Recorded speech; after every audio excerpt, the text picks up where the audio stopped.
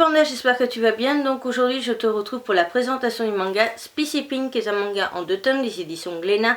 Il est classé shoujo par les éditions Glénat, mais c'est un josei classé 12 ans et plus. Nous sommes sur un manga qui date de 2007 au Japon et de 2010 en France. Le manga va être dans le genre suspense et romance. Et nous sommes avec l'auteur Wataru Yoshizumi, qui est un mangaka qui a écrit plein d'autres œuvres disponibles en France. Et donc je vais te mettre une petite image.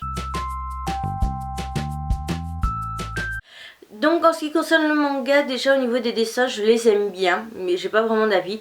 En ce qui concerne l'histoire, par contre, je l'ai choisi tout simplement déjà parce qu'il était en 2 tomes, et donc dans mon Easy Cash, il y avait le tome 1, donc je me suis dit c'est pas très grave parce que moi je peux avoir un avis, et le tome 2 je me l'achète sur internet, sur Amazon ou autre, parce que tout simplement...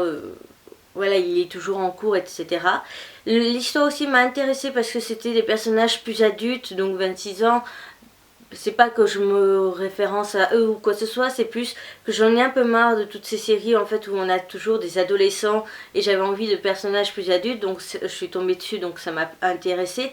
J'ai aussi aimé cette histoire parce que ça allait parler de mangaka, l'envers du décor, et du coup ce que j'ai aimé dans ce manga, c'est tout simplement justement qu'on aborde l'envers du décor du mangaka d'une version plus adulte que par exemple Bakuman ou autre, où ce sont des personnages adolescents, parce que justement on va avoir le problème de la relation de couple, par rapport au travail du mangaka qui est très prenant, et d'autres sujets abordés comme par exemple la location d'un appartement quand tu te mets en couple et t'es mangaka, qu'il faut des salles en plus, et est-ce que tu as le budget, etc.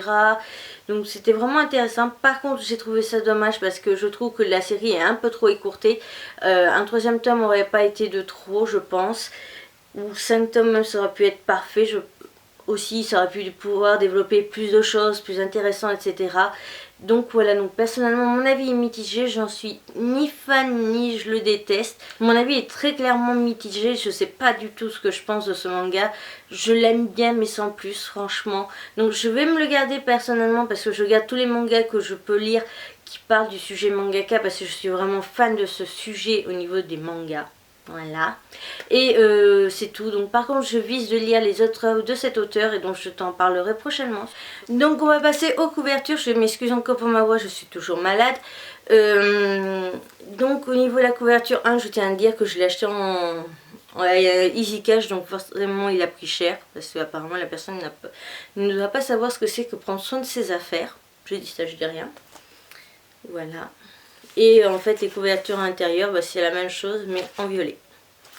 Donc ce que j'aime vraiment dans les couvertures, c'est l'aspect en gros vieux jeu, je vais dire, par rapport au titre qui est voilà, sur une bande, le personnage avec un fond juste pour décorer et tout ça. Mais par contre, gros défaut de la couverture, je trouve, c'est que moi je vois pas une femme de 26 ans. Je vois une gamine, une lycéenne de 16 ans, mais je vois pas une femme de 26. Et ensuite deuxième couverture, du coup la dernière, elle est comme ça, et j'adore aussi voilà, l'aspect. Et l'intérieur par contre c'est aussi violet au niveau du...